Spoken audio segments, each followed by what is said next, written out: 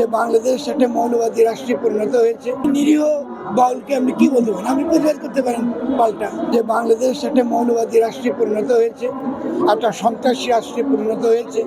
এটা তো বাংলাদেশের জন্য অত্যন্ত ভয়ঙ্কর বিপজ্জনক।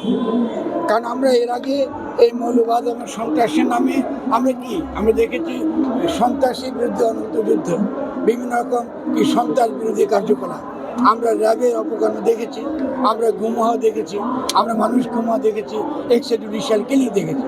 তার মানে যারা এই কাণ্ড ঘটিয়েছে তারা নিশ্চয়ই ওই রকম একটা পরিস্থিতি বাংলাদেশে তৈরি করতে পারে।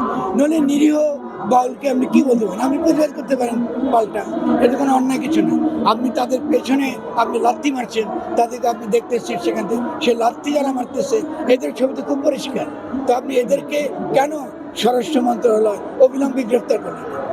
আপনি একটা কথা বলা আর একজনের গায়ে আঘাত করা, দুইটার মধ্যে কোনটা বেশি আপনার বড় অপরাধ? আপনি আঘাত করছেন, পুকুরে ফেলে দিচ্ছেন, আপনি এদের কাউকে আপনি ধরছেন না কেন? এটা যুক্তি কি? এটা তো কোনো যুক্তি হতে পারে না।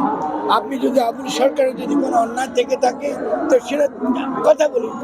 আমরা বারবার বলেছি পালাতে এটা কোনো অবৈধ কিছু নয়, এটা অভিনয়। কাজগুলোকে তো করা হয়েছে একটা সুনির্দিষ্ট একটা রাজনৈতিক উদ্দেশ্যে।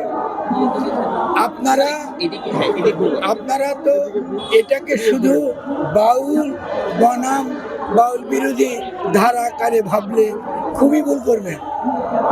এটা একটা আন্তর্জাতিক চক্রান্তের অংশ, যেখানে বাংলাদেশকে প্রমাণ করা হচ্ছে একটা মৌলবাদী জঙ্গি রাষ্ট্রে পরিণত হয়েছে। এবং আমাদের যারা সেকুলার সমাজ নামে যারা পরিচিত তারাও একই ভুল করছে। কারণ বাংলাদেশে এই ধরনের একটা শক্তিশালী জঙ্গি ধারা বাংলাদেশে কখনোই ছিল না। ফলে আপনি এটা প্রমাণ করার মধ্য দিয়ে বাংলাদেশে বিদেশি হস্তক্ষেপের আপনি পরিবেশ তৈরি করছেন।